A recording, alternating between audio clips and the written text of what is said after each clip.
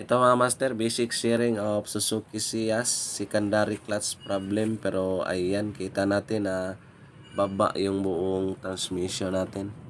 So ito lang yung problema niya. Ito yung secondary clutch niya. Yan o.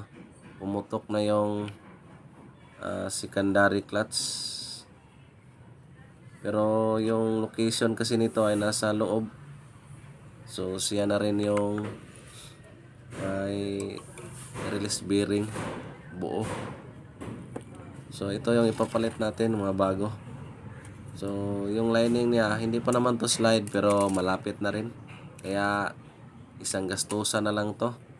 Advice natin sa may-ari na palitan na lang yon lahat. So pressure plate, lining at saka ito.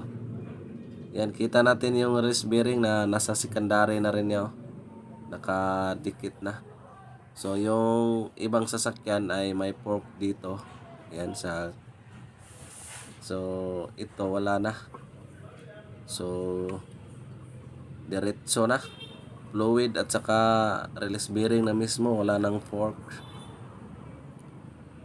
So ito yung mga ibang style ng sasakyan. So yung may-ari ay malaki talaga yung gasto. Di katulad ng iba na nasa labas lang yung secondary. So 2 bolt lang. Tapos ayan, madali lang. Ito baba talaga.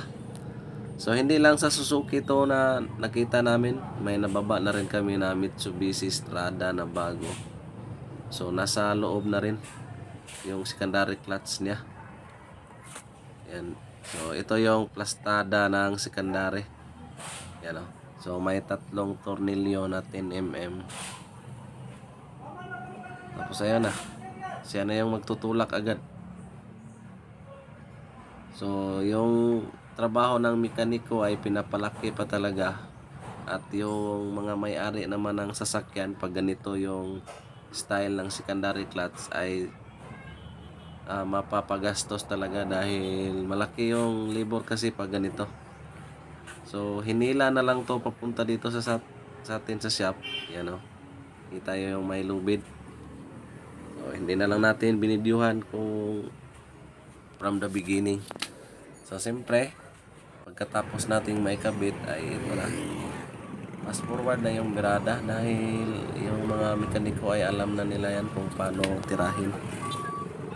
Pero sinishare ko lang ito sa mga owner ng sasakyan na pag ganito yung klase ang secondary ng sasakyan ninyo ay medyo malaki talaga yung gastos. Yan. So siyempre testing na, nakaandar na to. So pinapahirapan talaga yung mekaniko. So basic sharing lang to mga master At least may kunting tips yung mga owner ng sasakyan pa ganito yung klase ng secondary clutch. Pasensya na sa boses natin mga master dahil tinamaan tayo ng ubo at sipon dahil sa ulan. So paki-like and subscribe na lang sa YouTube channel natin at God bless ating lahat mga master. Yes sir. Good.